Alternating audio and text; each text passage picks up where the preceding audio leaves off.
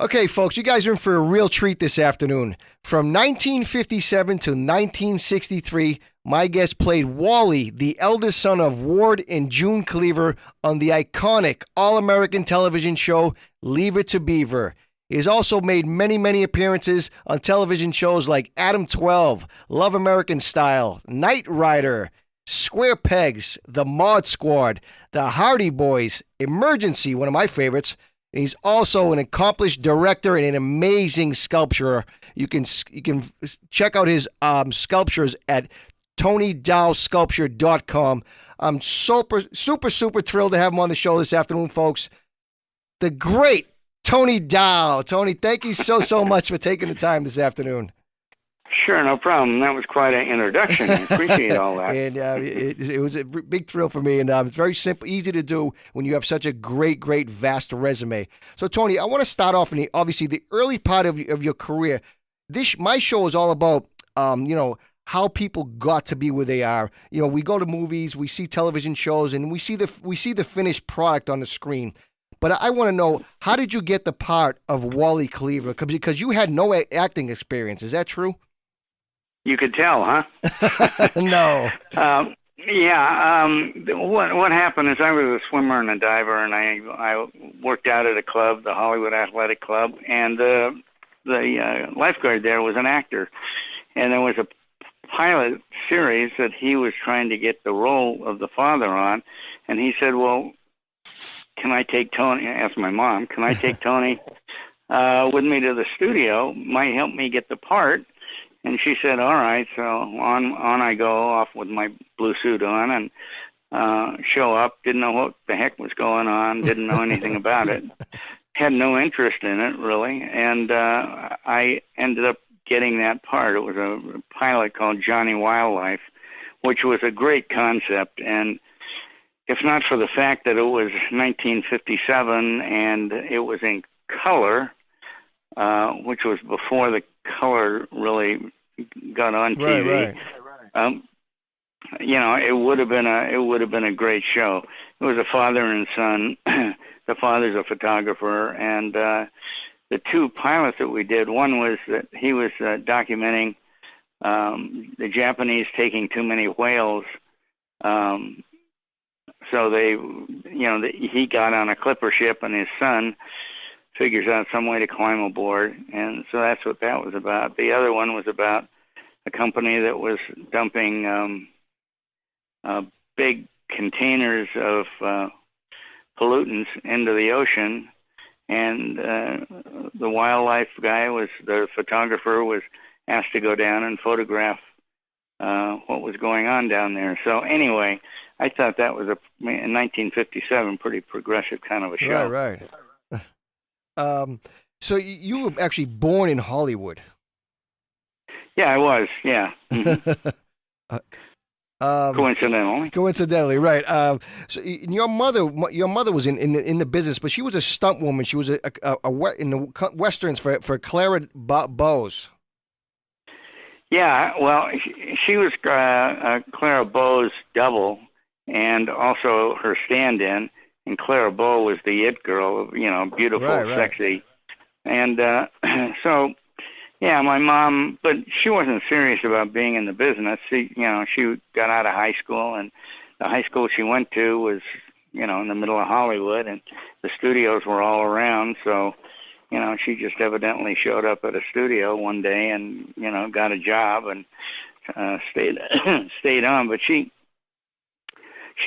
was able to jump from a horse to a moving train. Wow. Or onto a stagecoach. And so that was her claim to fame. So anyway, she did that stunt for a lot of men even back then, because that was a pretty cool stunt. So anyway, but that only lasted, 4 or 5 years, I think, at the most. Did she give you any advice, or did she try to steer you about your Hollywood career?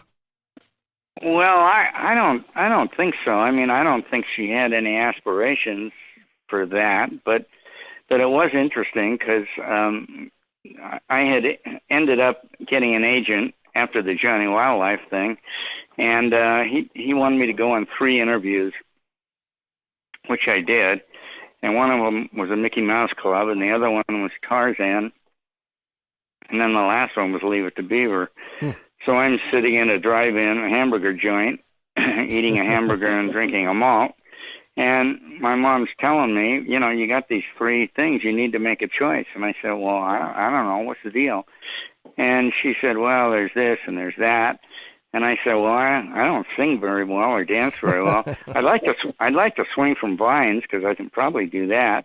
And she said, well, yeah, that sounds like fun. But she said, somehow I think this, it was called Wally and the Beaver then. It wasn't called Leave It to Beaver. Oh, wow. She said, I think this show, Wally and the Beaver, might be a good show and it might last longer.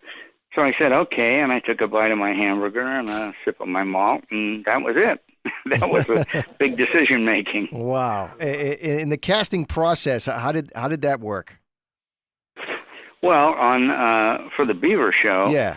What had happened is they had looked at like 8,000 kids in Hollywood and in New York, so they pretty much looked at everybody that was feasible, and they did a pilot with a different actor as a Wally guy and a different father. So, and that pilot sold, but CBS said, you know, we'll buy it. We think it's great if you get a new older brother and a new father. So they'd looked at everybody and they didn't know what to do. And the executive producer on the Johnny Wildlife show was executive producer on the Beaver show. And, you know, he said, I saw this kid, he's kind of raw, but maybe you might want to take a look at him. So that's what happened. Then they called me in, and again, I didn't know what the heck was going on, but... Right. You're a 12-year-old, you're a 12-year-old kid. Yeah, and I'm saying, hey, nice to meet you, and smiling and doing all those things. But, so anyway, that's how I got the role. Wow. And do you remember your first day on the set? Yes, I do. As a matter of fact, it's one of the only things I remember on the show. But we were doing an episode called Captain Jack, which was supposed to be the first episode, but it got hung up with the censors because, well, it was we were at an alligator farm that was built and set up on the back lot at Universal, and Edgar Buchanan, who was a terrific old character actor, was playing Captain Jack, and the deal was that the boys somehow sent in some coupons off Cracker Jack boxes or something, and they ended up getting this alligator in a box, and they didn't know what to do with it, so they put it in the toilet, the tank of the toilet. Well, on TV you couldn't show a toilet, so they wouldn't allow that to happen. So the show got postponed, and I think it was the second or third show that was on the air. But it was it was amazing because the director, who was supposed to be the first director, I think they canned him and brought in a guy named Norman Tokar, who was you know, a great director, especially for kids. And there we go, you know. I mean, what was the reaction when you would tell your friends that you were having lunch with Cary Grant? I wouldn't tell them. Why would I? You would have no friends. Yeah, you would have no friends. Yeah, right. Yeah, you know, I mean, it was a little tough going through childhood and teenage years, you know, because a lot of people made fun of you, and you know, I don't know, whatever, you know. Some jealousy, maybe some jealousy that yeah, you know. Maybe, yeah.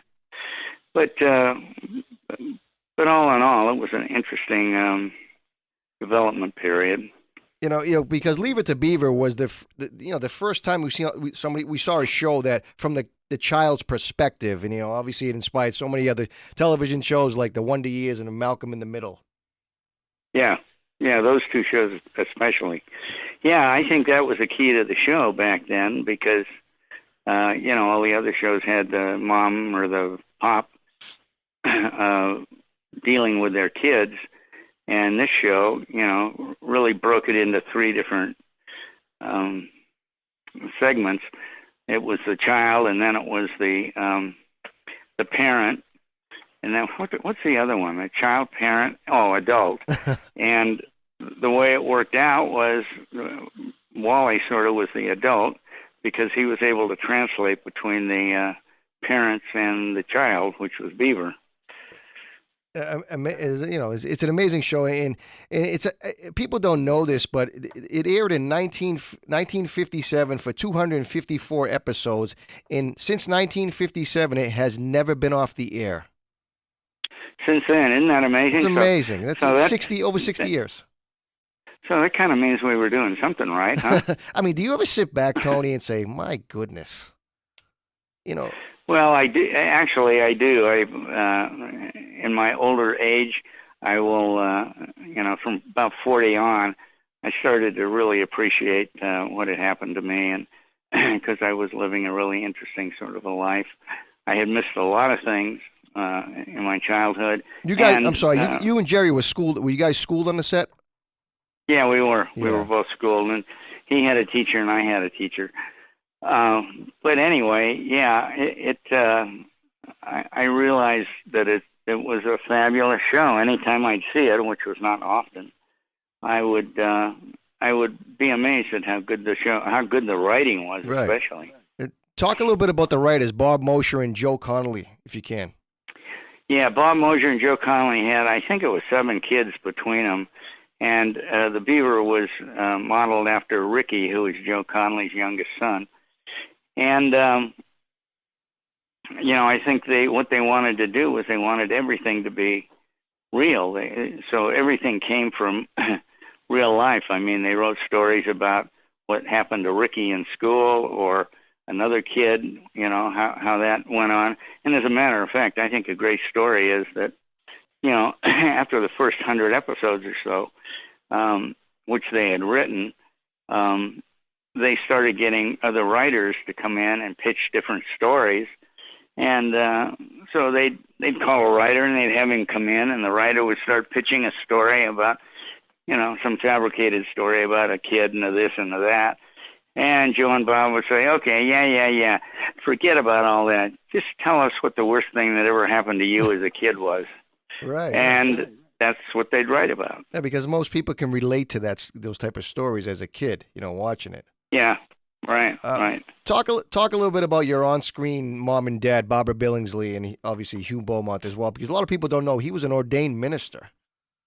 Yeah, he was. I don't know much about that. I know Jerry has some stories about it, but I'm not sure that I'm trying to get Jerry on as we speak. Oh, good, great. So anyway, I think that Hugh was an actor. He played what the heck? It was a detective. Yeah, I know. I see him. Movies. He was in a lot of B movies, right? He was in a ton of B movies. Yeah, Michael Shane. It was a series of movies, and he played Michael Shane, which was a hard-nosed detective. Right. And Barbara, of course, was in tons of things. If you go through her book, you see her with John Wayne, you see her with Clark Gable, you see her with all these people. So she was a really a successful working actress, never the star, but always the support in a support role. And go ahead. Yeah, go ahead. No, a lot of people probably don't know, but Hugh Bulman didn't really get to enjoy the show because of a tragic accident. I know one of the reasons that he didn't have as much fun as he could was he wanted to be a movie star, so he wanted to be out making, these movies, and they sort of talked him into it. And when he talked to his agent, the agent said, it's not going to last more than a year. Make a few bucks, go do a few, Right. And so it ends up lasting 6 years, and he becomes America's father. And he wasn't really happy working with kids or animals, to say, because it's tough. As I got older, I had to take that role occasionally. And what would happen is because the kids had to have 3 hours of school, and they could only work from like 8 to 5 or 9 to 6. Right. And labor laws. And so so what they would do is they would shoot a master where everybody was in it, or most everybody, and then they would shoot Jerry's close-up, my close-up, and our two-shot together, and then they'd move on to another scene. They'd save the adult close-ups for after we went home. And that's a little bit annoying because then you have to sit around and wait, and then finally you get to do your close-ups, in the evening. So, that's a tough thing. It's difficult working with kids. Oh, right. I mean, well, speaking of the kids, I mean, describe this set. I mean, was it a serious set? Was it a lively set? I mean, was it a crazy set? Well, it was a really professional set. On the very first day, one of the grips dropped a flag or something, and he said, "God damn!" And Joe was there, and Joe looked over at Bob, and they were both angry. And Joe went over to the AD and said, "Get that guy off the set. We don't want that kind of language around the kids." So they were really kind of protective. And, we had a basket hoop on the set, and we played baseball out on the grass at Republic, because that's where we were at first. And, it was we were working with television really hadn't taken off in a huge way. Right. I mean, the movie stars weren't doing television, but we had, like, as our cameraman, for example, he had done tons of movies and was really good. And both of I think we had two. We might have had more, but the two that I remember were really good. The producers wanted the show to look better. They spent more money on it than the other sitcoms at the time. So, it was a real professional group, and I learned a lot from all those guys. And girls, of course. I watch interviews with yourself and Jerry, today and stuff. I mean, was the chemistry there right from the get-go, or did you guys have to really, hey, how you doing? I'm Jerry. How are you? I'm Tony. Was it there from the get-go? Well, it was. I mean, I was a little shy, and but it was great having a kid roughly my age, although he was 3 years younger, or 2.5. And I thought we got along great right from the beginning. I mean, we were like kids. Kids run around, they play. Jerry wasn't able to hang out with all the guys like Ken, who played Eddie, or Lumpy, who was played by Frank Bank, because we were too much older than he was. Right. And if he went out to lunch with us, we'd go by a car full of girls and tell him to get the hell down. Don't let him see you. So anyway, it was that kind of a relationship. How did your life change when it really, really started, taking off? Well, I started getting recognized all the time, which is wonderful, because that's what actors live on. Is their fans, and if their fans like them, that's how you become successful. But when you're young, 13, 14 years old, you don't really think of it that way. It just kind of becomes a pain in the neck, I mean, you're in the middle of doing something, and somebody comes over and asks for your autograph and wants to talk to you. There's no advantage for me to sign an autograph and talk about something, because I'm talking about whatever the other person wants to talk about. And it still happens today. If somebody comes up and asks for an autograph, and I say sure, and ask their name and sign it, and then ask them something like, "Where do you live?" 9 times out of 10, they won't even have heard it. They won't answer it. So I can't get in a conversation with anybody. Right. Huh. So anyway, that's sort of a bummer. But because I was going to ask you, what's the downside of being a child star back then? Well, I think the major downside has to do with as you're psychologically developing. Those are kind of your formative years, and that's where your values are created and whatnot. And we were living in a fishbowl, so we didn't really get to experience much of that. You know, it's like, I think if I'd have gone to high school and if I had to fight to get a date with a girl, or if I had to really compete with a football player to play on the football team, I'd be a lot more assertive than I am.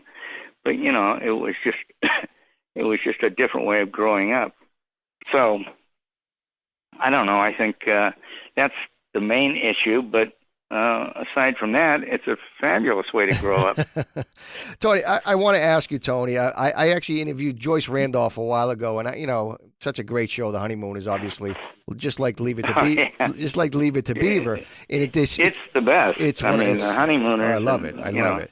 And I asked her about the residuals, because it's still playing to this day, and she said, I had nothing. We got nothing back then because nobody could really foresee syndication back then. Nobody knew what residuals were if they'd happen. So the I think it was in the early '60s, the Screen Actors Guild negotiated a thing where we would get paid for 7 different showings. So, you know, if it was on the air 7 different times, then that was the end of your payment. And of course, our show was on 2 times a day, every day of the week usually. So we ran out of residuals at about 65, I think, and that's the way they were too. They probably didn't get any residuals because that's what she said. Before. Yeah, she actually said Joyce Randolph did because her husband was an agent and they made a great deal, and she got like nothing. She told me I get like $30 a month. Yeah. She got railroaded. Wow. Yeah, it's horrible. Yeah, well, now Barbara did something. I'm not sure what she did, but she made a lump sum deal, and they paid her a lump sum with a small percentage thereafter. And I think she did pretty well, actually. You mentioned that you learned a lot being on the set, and it leads me to my next question. You became a very accomplished director. I mean, the perspective from behind the camera in front, as opposed to in front of it. Talk a little bit about that the contrast. Well, it's interesting because from my, 14, 15 or wherever around there, I thought, I'd really like to be a director because I really liked watching Norman Tokar work, and we have some really good directors that I learned from. And, acting is kind of a situation where you hurry up and then you go to your dressing room and sit around and wait for half an hour while they light the set. And then you come out and you do the scene, and then, you go back in your trailer or wherever and sit around. So it's kind of it's not as stimulating as it could be, but as a director, of course, you're the guy that has to answer, 12 questions a minute. And I just thought that was a great field to be in. So I took a lot of classes in directing and at UCLA and different colleges and whatnot. And I worked with a guy called Jack Smythe, who became a really good feature director. I think he did Midway, and he did The Illustrated Man, and your audience, I'm not sure knows of any of those things, but he was really a good director, and he let me go to dailies with him, and he talked to me about whatnot. So I had a leg up, but it's still impossible to get that first job and get going. So after we were on the second show, the new Leave It to Beaver. It was a weird thing because I'd gotten another series at the time, and they were going to replace the Wally character, and I thought, well, that's kind of dumb. They're not going to do that. And so I felt I was in a position to ask for a little bit. So rather than asking for money, I said, well, I want to direct an episode. Maybe not in the first season, but in the second season. And I'd like to write an episode. So they agreed. So that's how my directing career really got started. But at age 19 or 20, I was I knew as much about making movies as anybody. Oh, I was kind of like a Spielberg, at that time. But I wasn't. I didn't have my pulse on the on America, Jaws. like he did. Yeah. Right. Leave It to Beaver was the classic all-American family. G. Wally. It was a cliche back then. What are your thoughts on today's shows? I mean, you don't have to go crazy, but what were your thoughts on today's shows?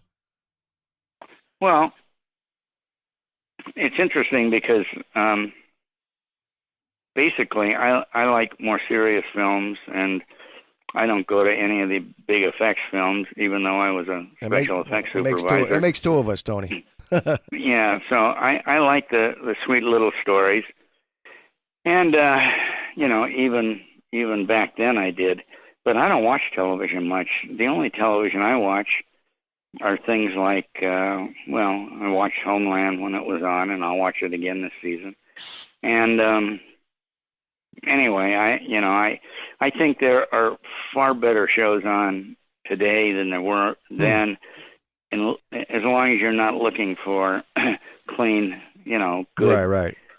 family comedies. I mean, the Game of Thrones and those type of shows could never be produced back then, and they were just too big and too much money, and so Homeland's the same way. It's a very sophisticated show, and there's probably 10 or 12 shows that are like that. And I think they're as good as anything that's ever been on TV. Does Tony Dow have a favorite episode? I probably get asked this a million times, but do you have a favorite episode? Well, if I had a memory, I probably could answer that better. But I liked one called The Lost Weekend. I think it was called Lost Weekend, and it was an episode where Hugh wanted to take the family up to Shadow Lake and relive some of his youth, because he used to go up there and go fishing with his dad, et cetera, et cetera. And, of course, Barbara didn't want to go because she had nothing to wear. And the kids didn't want to go because they were going to the movies with their friends, and they were going to see, vampires from outer space or some such thing. And so Hugh kind of talks them into it, and they go up, and, they have a day of fishing, and turns out that they catch a bunch of fish, but it turns out that the pond was just recently stocked with fish, so it's not like really catching wild. So anyway, the theme of the show was that you really can't go back. You can't relive your childhood because things change, which all the stories had some sort of theme that was it was a universal kind of a theme.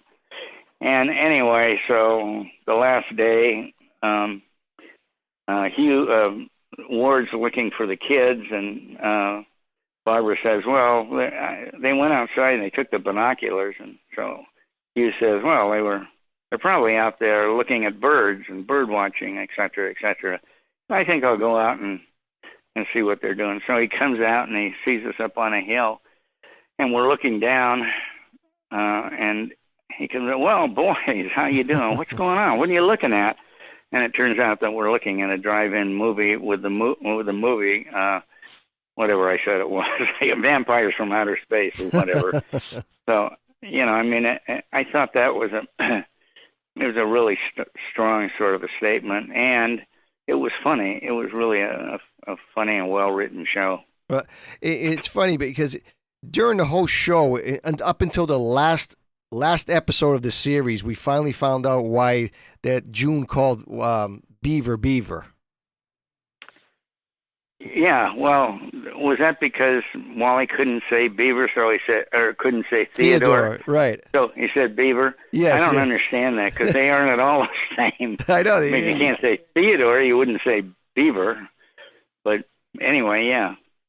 Family scrapbook. I mean, the final episode of Leave It to Beaver. I mean, how was that? Was it an emotional day for you guys?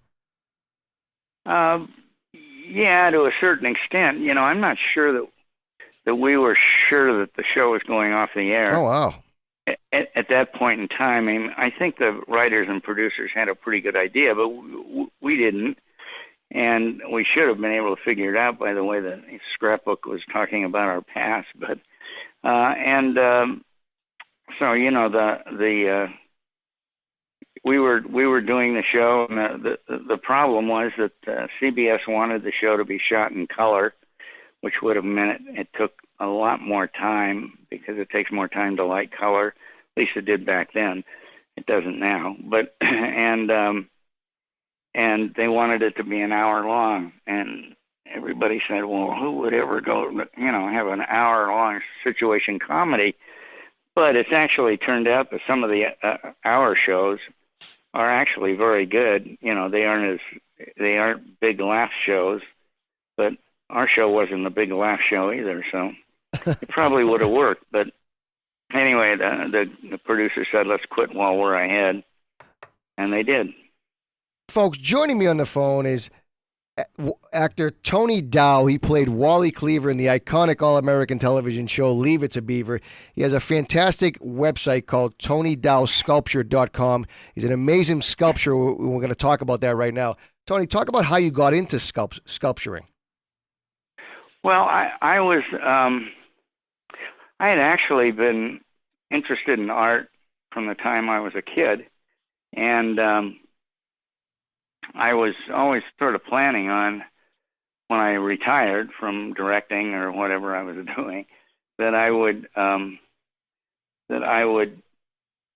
get a cool little place by the beach and take my sculpture and sell it in the shops around town. That romantic idea. And so when I retired, which was a little sooner than I had planned to, I started sculpturing. Sculpting is, and there's 3 different words that I just screwed up. Anyway, and when I was finishing directing, I was still kind of doing some sculpture. I probably had done about 5 pieces by that time, and then I decided to make a series of 20, and I did that, and just sort of one thing evolved into another. Talk a little bit. I want to ask you about Eddie Haskell, because he had an Ken Osmond, who played Eddie Haskell. He had an interesting life after the show. Yeah, did you read his book? No, I did not read his book. I've been meaning to get that for a while. Yeah, he's had an amazing life. It's a great book. I think it's one of the best biographies, entertainment biographies. Because he had a lot of stuff go on. He ran a helicopter business, which didn't make it, and he was a policeman, and he was a motorcycle cop for the LA Police Department, and he got shot while he was on duty, and I don't know. Yeah, I think he just had more interesting things happen outside of the business. When you read some of these books, which I don't read very many of them, they're mostly about what they did when they were in Hollywood, or the movies they made and the people they work with, et cetera, et cetera, et cetera. Well, his was more well-rounded, because it talked about how his family moved out to Hollywood and how he got the part on the Beaver show, and then what happened right after that. So it was a pretty good book. I got to definitely check that out. I mean, if you check it out on Amazon. Have you spoken to him? Yeah, for sure. Have you spoken to him recently? Yeah, except that he's not doing very well. Oh my goodness! Sorry to hear that. Yeah, he's pretty ill. Yeah, he's a lifetime smoker. Oh, wow. And I think when you do that, you gotta plan to have some hardship as you get older. Was he anything, remotely close to his character? Well, it's hard to say. I mean, he was so good at that character, it's hard to say he wasn't remotely like it, because how could he, how could he be so good?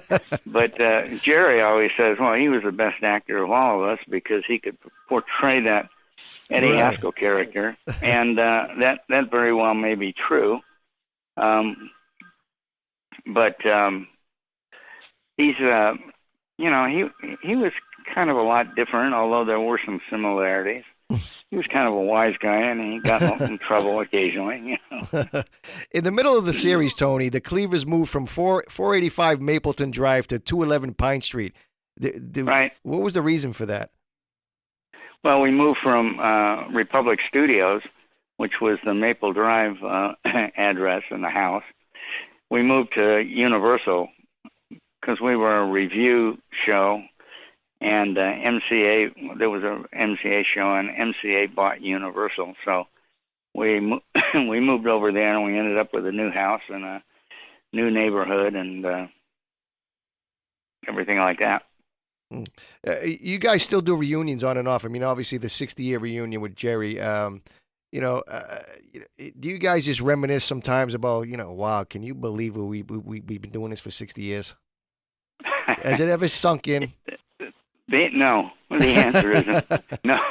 We never talk about that kind of stuff. It's, I mean, when we're being interviewed, and you're answering questions and whatnot, I always have something to throw in, or he has something to throw in, which is a reminiscent. But